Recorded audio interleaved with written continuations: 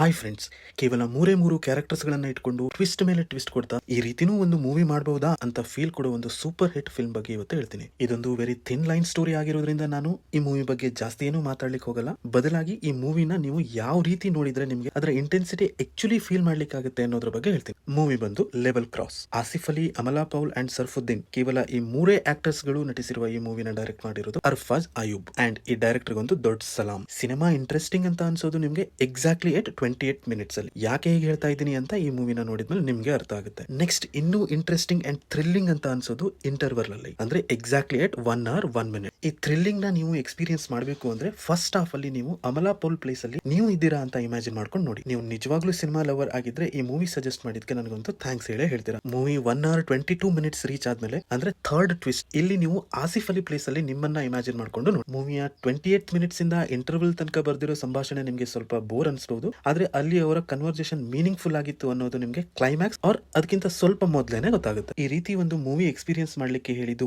ಇಷ್ಟ ಆಗಿದ್ರೆ, ನಿಜವಾಗ್ಲೂ ಇದೊಂದು ಒಳ್ಳೆ ಸಿನಿಮಾ ಅಂತ ನಿಮ್ಗೆ ಅನ್ಸಿದ್ರೆ ಕಾಮೆಂಟ್ ಮೂಲಕ ತಿಳಿಸಿ. ಮೂವಿ ಅಮೆಜಾನ್ ಪ್ರೈಮ್ ಅಲ್ಲಿ ಕನ್ನಡದಲ್ಲಿ ಅವೈಲೇಬಲ್ ಇದೆ, ಯೂಟ್ಯೂಬ್ ಅಲ್ಲಿ ಹಿಂದಿ ವರ್ಷನ್ ಅಲ್ಲಿ ಅವೈಲೇಬಲ್ ಇದೆ. ಈ ಮೂವಿಯಲ್ಲಿ ಸಂಭಾಷಣೆ ತುಂಬಾ ಮುಖ್ಯ ಪಾತ್ರ ವಹಿಸೋದ್ರಿಂದ ನಿಮ್ಗೆ ಹಿಂದಿ ಕರೆಕ್ಟ್ ಆಗಿ ಅರ್ಥ ಆಗಿದ್ರೆ ಮಾತ್ರ ಅದರಲ್ಲಿ ನೋಡಿ. ಇಲ್ಲ ಅಂದ್ರೆ ಟೆಲಿಗ್ರಾಮ್ ಲಿಂಕ್ ಬೇಕಂದ್ರೂ ಕಾಮೆಂಟ್ ಮಾಡಿ. ಇನ್ನೊಂದು ಥ್ರಿಲ್ಲರ್ ಮೂವಿ ಬಗ್ಗೆ ನೆಕ್ಸ್ಟ್ ವಿಡಿಯೋದಲ್ಲಿ ತಿಳಿಸ್ತೀನಿ. Please like, share and subscribe. Thank you.